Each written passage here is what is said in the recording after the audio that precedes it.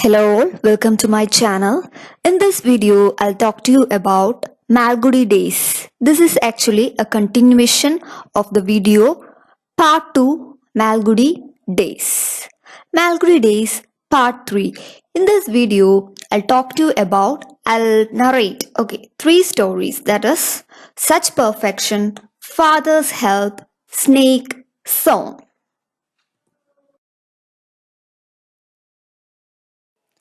Such perfection.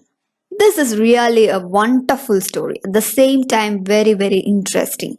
A story about a sculptor who finishes a statue after 5 years of hard labor.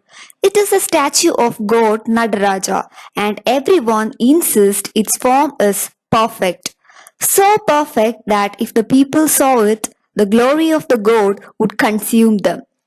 The priest asks the sculpture to break off its little toe so that it will be safe to view, but the sculptor won't do it. The priest thus refuses to consecrate it in the temple. The sculptor turns his house into a temple to have it consecrated there at full moon. On the appointed day, villagers throng his house to participate in the consecration ceremony. Soon there is a huge storm accompanied with lightning, thunderbolt.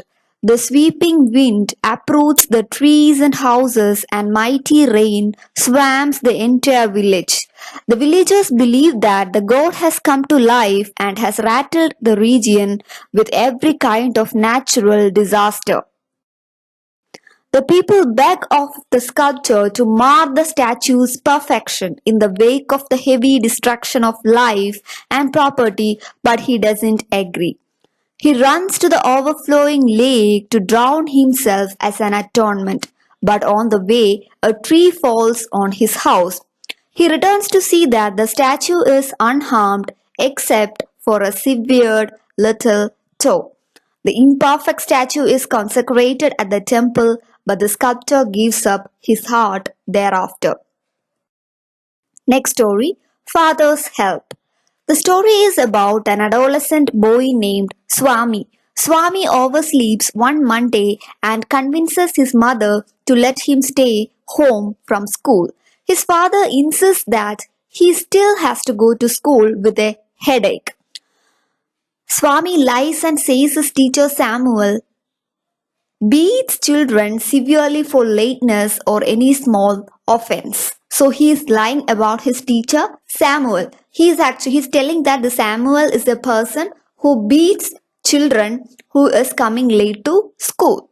His father writes a letter for Swami to be delivered to the headmaster and sends him to school.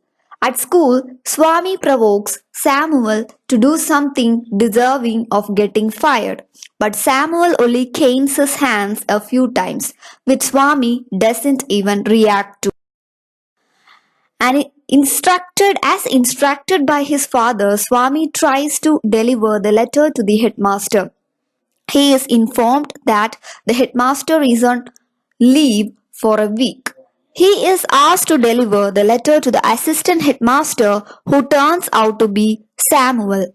Swami runs home without delivering the letter. His father gets very angry, thinking that Swami is lying about the headmaster being on the leave. He tears the envelope and puts it in the waste paper basket. Next story, The Snake Song. The story is about the talkative man. A group of men leave a concert hall having enjoyed the performance, but the talkative man looks tortured.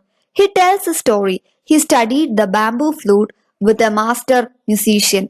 A beggar interrupts the talkative man's practice at night and asks him for food. He declines the beggar food and even the right to come in and listen to him practicing music.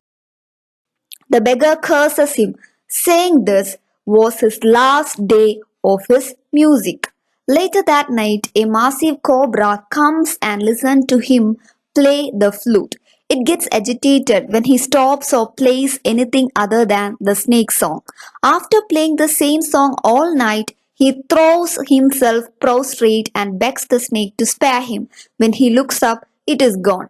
The talkative man says he give up his flute, but if he could find the beggar and ask forgiveness, he would take up his flute again. Thank you.